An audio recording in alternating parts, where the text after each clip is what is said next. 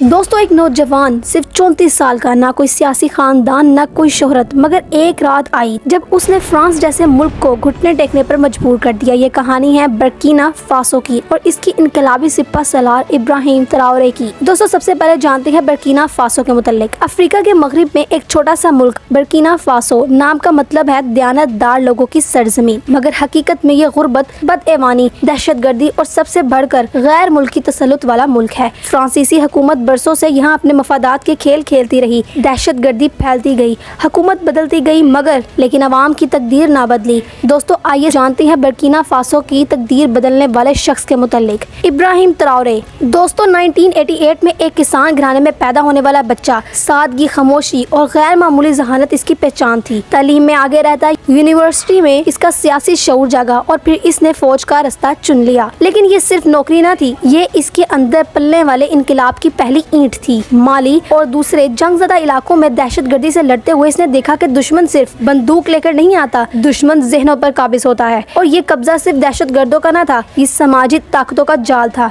ये ऐसे मुल्कों का जाल था जो ताकतवर थे और बर्किना फासो को खत्म करना चाहते थे। फ्रांसीसी अफवाज जो हिफाजत के नाम पर अफ्रीका को गुलाम बनाए बैठी थी। दोस्तों ये वो लम्हा था जब इब्राहिम ट्राओरे ने दिल में ये फैसला किया, अब तब्दीली लानी है, चाहे जान चली जाए। 2022 में बर्किना फासो की हुकूमत एक बार फिर नाकाम हुई। दहशतगर्दी बढ़ती जा रही थी, अवाम सड़कों पर थी और मुल्क अंधेरे में डूब रहा था। ट्राओरे ने अपने साथियों के साथ खुफिया मुलाकातें शुरू की। एक मंसूबा तैयार हुआ। एक रात फौज ने दारुल हुकूमत को घेर लिया। न गोलियां चली, न नारे लगे, बस इक़्तिदार बदल गया और तारीख ने एक नया बाब खोल दिया। 30 सितंबर 2022 कैप्टन इब्राहिम ट्राओरे दुनिया का सबसे कम उम्र सदर बन चुका था। दोस्तों ताकत संभालने के बाद इसने सबसे पहला हुक्म ये दिया कि फ्रांसीसी अफवाज को वापस भेजा जाए। दूसरा कदम इसका ये था कि रूस और अफ्रीकी ममालिक के साथ नया इत्तेहाद बनाया जाए। दोस्तों तीसरा हुक्म इसका ये था कि बदअनवान सियासतदानों का एहतसाब किया जाए। इब्राहिम ट्राओरे अवाम में घुलता मिलता है, जलसे करवाता है, स्कूल और अस्पतालों के दौरे करता है, नौजवान इसके मद्दाह हो जाते हैं, बुजुर्ग इसके साथ खड़े हो जाते हैं, लेकिन दुश्मन खामोश नहीं रहता।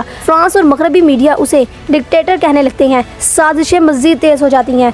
ट्राओरे का तारीखी बयान, मैं इक़्तिदार के लिए नहीं आया, मैं इनकलाब के लिए आया हूँ और अगर मैं मरूँ तो मेरे बाद हज़ारों ट्राओरे आएंगे।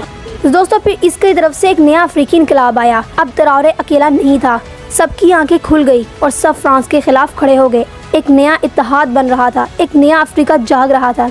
दोस्तों क्या इब्राहिम ट्राओरे दूसरा थॉमस सनकार है या सिर्फ ये कहानी इससे भी आगे जाएगी? दोस्तों आखिर इसकी हुकूमत में इक़्तिदार में आ जाने के बाद नतीजा क्या निकला और पैगाम क्या दिया गया? दोस्तों वो अब भी जवान है, दुश्मन उसके पीछे है, लेकिन इसके पास सबसे बड़ी ताकत है अवाम का एतमाद। दोस्तों इससे मुतालिक एक नैरेटिव ये है कि कौमें बंदूकों से नहीं बदलती, बल्कि उन नौजवानों से बदलती हैं जो खुद को कुर्बान करने को तैयार हों। इब्राहिम ट्राओरे उन्हीं में से एक है। दोस्तों अगर आप इससे मुतालिक और ज़्यादा नॉलेज चाहते हैं तो कमेंट सेक्शन में ज़रूर बताइए। अगर आपको ये कहानी मुतासिर कुन लगी है तो लाइक करें कमेंट में और चैनल को सब्सक्राइब करना मत भूलिएगा। अगली वीडियो में बात करेंगे दोस्तों। लेकिन अगर आप मुअम्मर कद्दाफी के मुतालिक जानना चाहते हैं तो आप ऊपर दिए गए आई बटन पर क्लिक करके वीडियो देख सकते हैं।